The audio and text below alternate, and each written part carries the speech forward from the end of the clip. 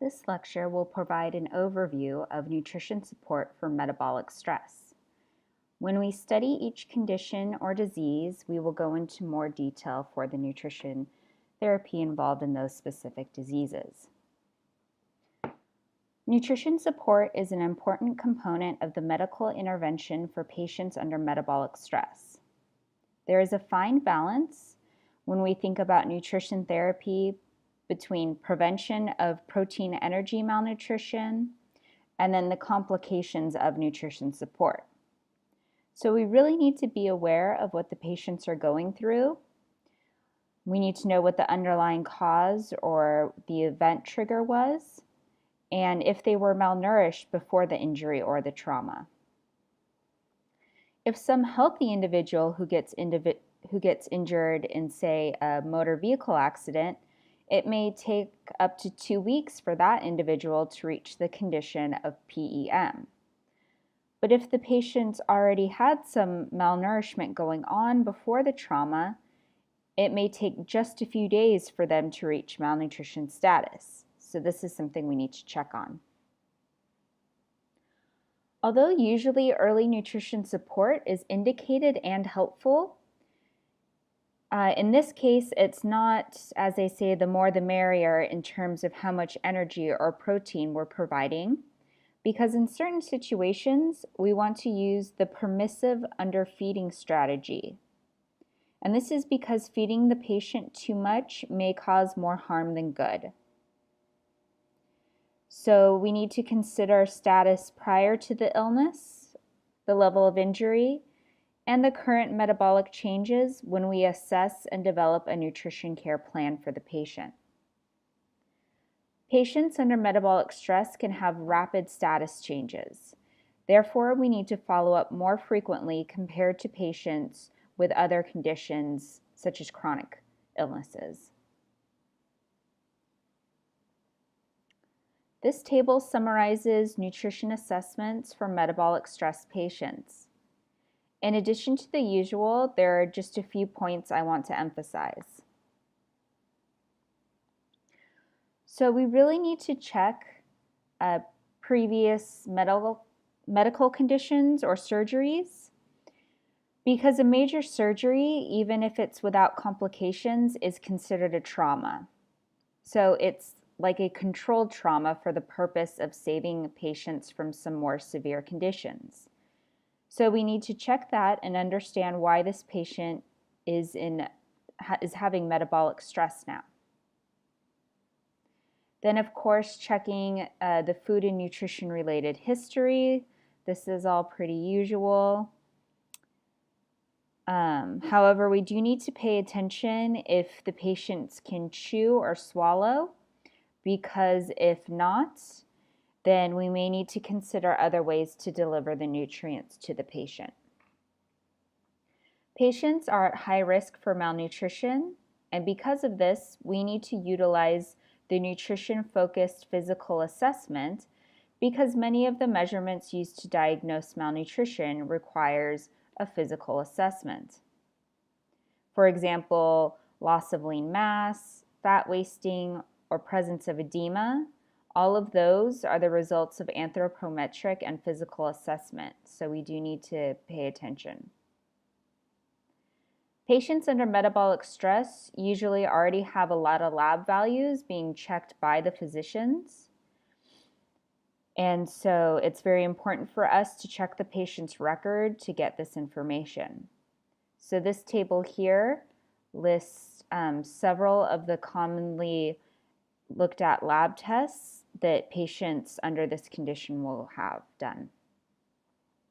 And during your clinical rotation and also in practice, if you feel that it will help you do a better job or that it's necessary for you as a dietitian in order to help you design an intervention plan, please do not be afraid to ask to have other lab results drawn.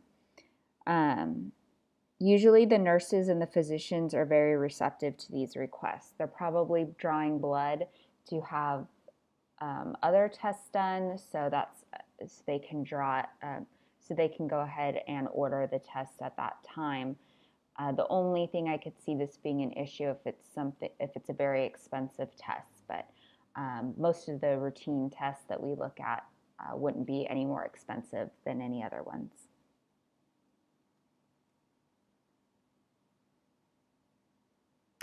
We already mentioned the physiological responses to metabolic stress in the previous modules. So the problems in nutrition diagnosis, we can see increased energy expenditure. So this is, very accurate compared to starvation. The body needs almost twice as much as energy per kilogram of body weight.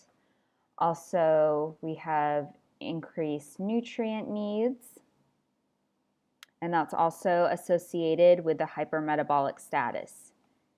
Many patients in this stage will have decreased ability to chew or to swallow, so they can't get adequate intake.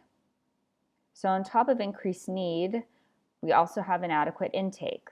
This is very common. Then there would be impaired nutrient utilization and also altered GI function. So,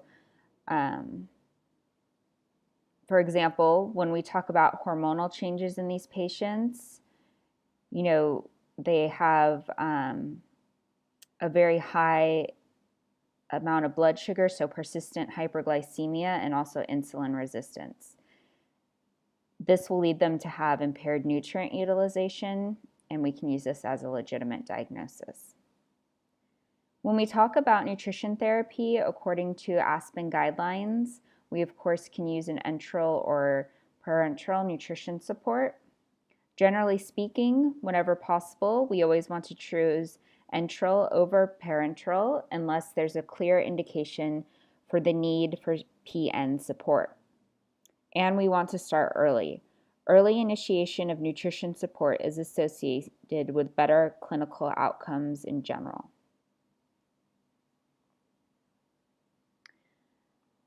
To determine the energy and protein needs for the patients who are critically ill, of course, if we have indirect calorimetry, we should use that. That is the most reliable one for assessing patients' needs for energy and protein. However, if we do not have access to indirect calorimetry, we need different predictive equations that we can use to estimate energy needs. And this table here is a good summary of the possible equations that can be used for metabolically stressed patients. For each one of them, there's a clear condition or caveat to use. For example, some are reserved for pediatric patients. So we have this one for pediatrics. Then we also have equations for certain conditions. For example, this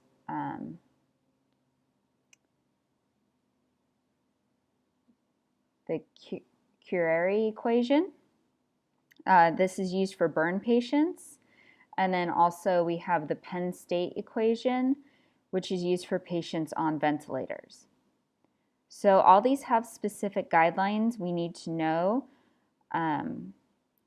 when we talk about the different ones, the different diseases one by one, which condition we use with, which equation we use with each condition, and it'll allow us to properly estimate the needs.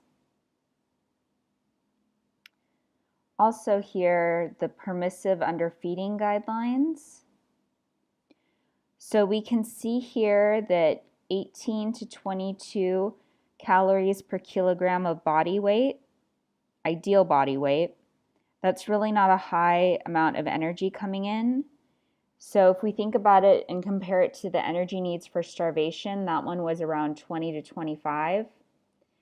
So we are providing permissive underfeeding, and using these guidelines, it's even lower than what the body would need under starvation. But the reason why we are using this is that there is a lot of evidence that indicates that when we feed patients too much, when they're having metabolic stress, we can actually do more harm. Therefore, we want to provide some nutrition, but not overdo it. So this is a general calorie allowance we need to remember. But if we look at protein allowance, 1.5 to 2.5, this is very generous. We're providing at least twice the adult RDA for protein. So in this case, it's low calorie and high protein. So this is a thing we need to know for critically ill patients. And before we move on, another thing to pay attention to in all these equations is using the proper body weight. So please pay particular attention to what dosing weight we are using. For example, this permissive feeding guideline uses ideal body weight. So IBW, ideal body weight. Whereas equations for burn victims are using actual weight. So please pay attention because each equation has a specific condition and limitations.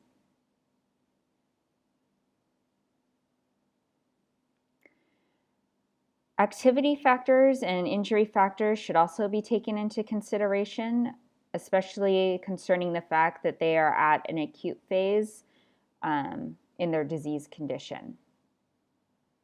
So we'll likely be using the higher levels of the activity, or actually the average injury factors will likely be higher. The more severe the injury, the higher the average injury factor we will use. If we're talking about enteral nutrition support for the metabolically ill, there are a variety of formulas we can choose from. Recall that different injuries and different diseases could lead the patient into the metabolic stress status.